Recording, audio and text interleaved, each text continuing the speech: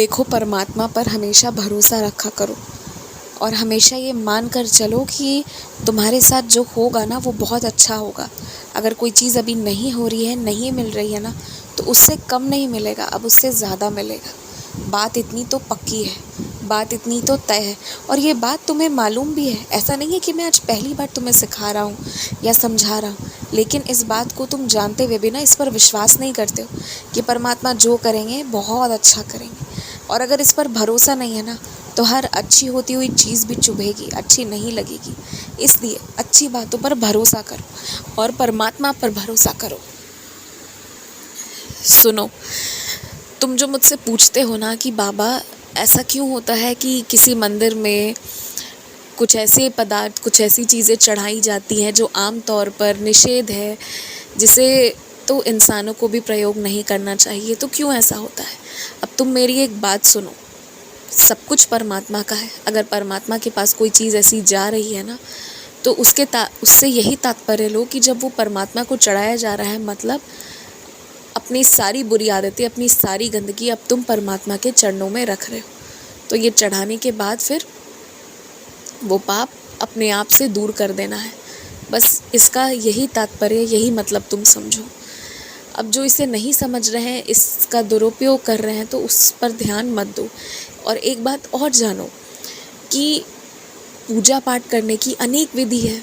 कैसे मैं तुम्हें कह देता हूँ कि तुम्हें जैसे मर्जी आए तुम मेरी वैसी आराधना करो, उसी तरह अनेकों रूप के, अनेक तरह के विधि विधान है। कहीं पर ऐसा है कि जैसे मन है वैसे करो, कहीं पर कोई विशेष नियम बताई गई है और कहीं किसी साधक की कोई विशेष इच्छा है तो उसे कुछ ज़्यादा ही नियम का पालन करना होगा। तो उन सबकी प्रक्रिया अलग अलग है। सबके अंत में मार्ग, उससे मंजिल एक ही है कि परमात्मा के पास ही पहुंचना है। तो मंजिल वही है, लेकिन जो ये शुरुआत होती है ना, ये सबकी अलग अलग तरीके से होती है। इसलिए जिसके बारे में नहीं जानते हो ना, तो उसके बारे में भला बुरा कभी मत बोलो, उसे छोड़ दो, क्योंकि बनाया हुआ तो परमात्मा का ही है सब कुछ। तो भला बुरा कभी नहीं कहना चाहिए, छोड़ देना चाहिए। और सुनो मेरी बात, तुम ना जितना हो सके, जितना ज़्यादा हो सके तुम जाप करो। तुम्हारी नौकरी भी लगेगी, तुम्हारे धन के स्रोत भी अनेक होंगे और तुम बहुत अच्छी खासी जीवन अपने व्यतीत कर पाओगे। तो ये बात पक्की है। इसलिए तुम बस पाठ करो, तुम पूजा पाठ करो, तुम निश्चित तुम्हें फल मिलेगा जो तुम चाह रहे हो।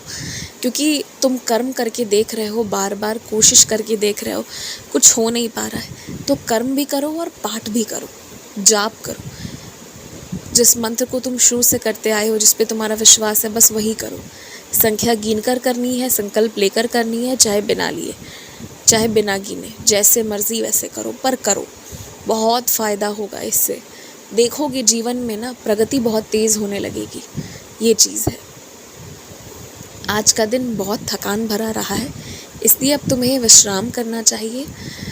और मैं ये भी कहूँगा कि अब ना सारे, जहाँ पर ऐसी वैसी चीज़ें होती रहती हैं, लोग पंचायती कर रहे हैं, गलत बातें कह रहे हैं, ये वो चुगली कर रहे हैं, इधर उधर कर रहे हैं, ये सब से दूर रहो। इन सब में तुम्हारा कोई रास्ता नहीं है, तुम्हें कभी खुशी नहीं मिल पाएगी इन सब में, क्योंकि तुम अलग हो। तुम सेवा करने आए हो, तुम खुशी पाने आए हो, सुख सौभाग्य पाने आए हो, ये सब के लिए नहीं बने हो तुम। तो छोड़ दो, हटा दो। बस विश्वास रखो कि परमात्मा सब सही, सब उचित करेंगे। आयुष्मान भवा।